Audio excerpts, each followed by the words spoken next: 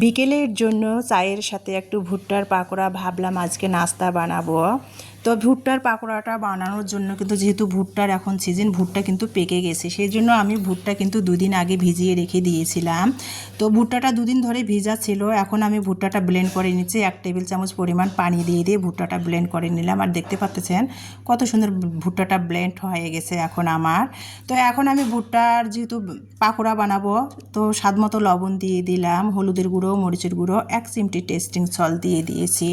তারপরে ফ্রিজের ফ্রোজেন করা ধনিয়া পাতা কুচি, পেঁয়াজ কুচি, মরিচ কুচি আর একটা ছোট আলু কুচি করে কেটে দিয়েছি। আলুটা দিলে পাকোড়াটার টেস্টটা অন্যরকম আসবে।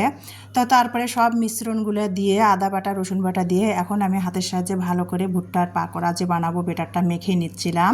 চুলার মধ্যে অলরেডি তেল গরমে দিয়ে দিয়েছি, তেলটা গরম হয়ে আসছে। এখন আমি আর কি লো হিটে তেলটা প্রথমে গরম করে নিয়ে তারপরে লো হিটে দিয়ে পাকোড়াগুলো আমি ভেজে নিচ্ছিলাম। তো বেশি একসাথে দিব না, দুইটা তিনটা করে দিয়ে ভুট্টার পাকোড়াগুলো ভেজে নিলাম। আর এইভাবে কিন্তু ভুট্টার পাকোড়া বিকালে চায়ের সাথে কিন্তু খুবই মজা লাগে। আর এখন যেহেতু ভুট্টার সিজন, তো এই যে আমি এই ভুট্টার পাকোড়াটা আর কি আমার ভিডিওতে দিয়ে দেবো, চাইলে কিন্তু আপনারা দেখতেই পারেন। তো ভুট্টার পাকোড়া খেতে খেতে এখন বিদায় নিচ্ছি।